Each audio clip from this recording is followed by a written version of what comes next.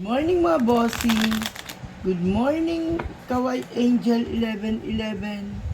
Good morning sa'yo, air sign. Ang reading mong ito ay para September 24 hanggang October 1. Weekly reading. Good morning sa'yo, air sign. Sana'y nasa mabuti kang kalagayan. At kung hindi ka pa nakapag-subscribe sa aking channel, please subscribe.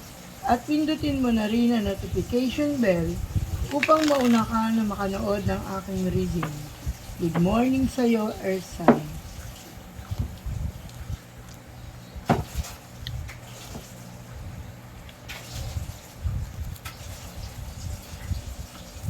Sinasabi rito ngayon, Earth Sign, na ikaw daw ay nasa maganda at mabuting kalagayan. Sinasabi ngayong linggong ito ay may paparating kang magagandang balita at mga mabiyayang mensahe para sa iyo. Sinasabi rin dito na sa piling ng iyong minamahal, ikaw daw ay magiging maligaya. Sinasabi rin dito na maraming lihim na umiibig at nagkakagusto sa iyo, air sign.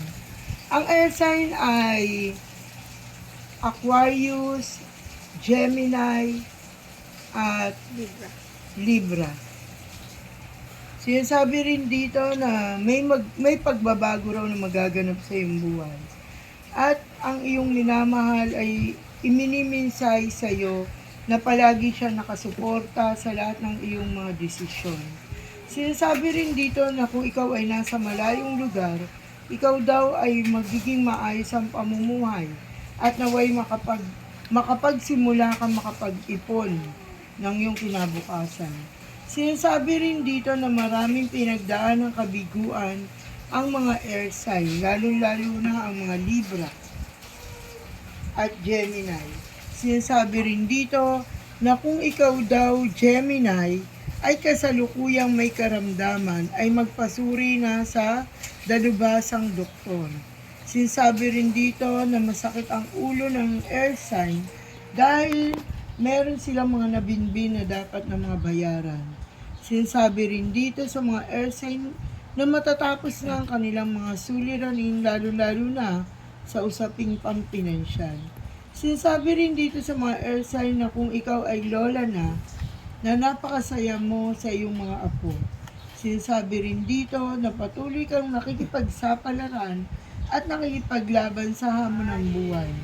Marami pa rin tao ang nagnanais na ikaw ay malugmok at magkaroon ng kabiguan. Sinasabi rin dito na hindi ka nila kakayanin na maitumba sapagkat ikaw ay tunay na madasaling tao at kumikilala sa ating Panginoon. Sinasabi rin dito na maraming hindi nakikitang nilalang na nagmamatyag sa iyo. Sinasabi rin dito na kung ikaw daw ay maglalakbay pa lang ngayong taong ito o ngayong linggong ito, ay magiging masalimuot ang iyong paglalakbay. Sinasabi rin dito, air sign, na ito ang pagsisimula ng iyong magandang kinabukasan. Sinasabi rin dito na magpapakita sa iyo ang magagandang bagay, ang mga magagandang pangyayari sa inaharap. Sinasabi na ito magiging simula ng iyong maganda at mabuting kapalaran. Sinasabi na isang batang babae ang magbibigay ng swerte sa iyo.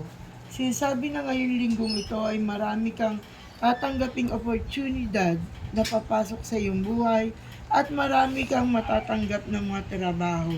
Kung ikaw ay nagtatrabaho sa iyong career at para sa mga nagninegosyo, ito ang magandang panahon para sa simulain ng kanilang negosyo.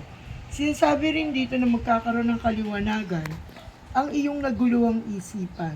Sinasabi rito na may pinagdaanan kang kalungkutan, lalo-lalo na sa usaping pag-ibig. Sinasabi rin dito na tinanggap mo na ang kabiguang ito at unti-unti ka nang nakakapag-move on. Sinasabi na may pagtitipon ngayong linggong ito at ang pagtitipong ito ay may makikilala ka na siyang magbibigay inspirasyon sa iyong buhay.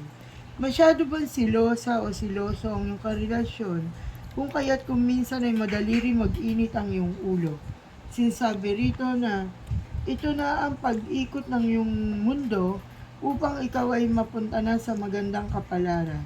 Sinasabi rin dito na maraming nananalangin na ikaw ay bumagsak sa buhay. Ngunit sinasabi ko sa iyo na nakasubaybay sa iyo ang ating mga angel. Sinasabi rin dito na patuloy kang pinapatnubayan dahil hindi ka nakakalimot tumawag sa Panginoon at ikaw ay madasalin. Sinasabing ibinibigay mo ang lahat sa Panginoon, ang lahat na nakabibigat sa iyo. Sinasabi rin dito na nagsisimula na sumibol ang iyong pagkatao o sinasabing nagsisimula na ikaw ay magkaroon ng panibagong pahina ng iyong libro. Sinasabi rin dito na maraming umadlang, maraming kabiguan, maraming kasakitan, at ipinaglalaban mo ang karapatan mo bilang isang magulang sa iyong mga anak. Naway patnubayan ka ng Panginoon sa iyong mga ninanais at ang lahat ng magagandang kapalaran ay mapa sa iyo. Ngayong linggong ito ay sinasabi ko sa iyong masalimuot ang mga taong mag-a-abroad pa lang o tinatag na ngayong buwan na ito o ngayong linggong ito na babiyahe ay kung maaari ipagpaliban. Sapagkat may nakikita ako hindi maganda para sa mga babiyahe, lalo na kung usapin pang dagat. Kung kaya't kayo ay mag-iingat. Naway makakuha kayo ng energy ngayong para sa reading ng weekly na ito, air sign, at naway gawin mo lamang itong gabay. Thank you for watching, air sign. Bye-bye!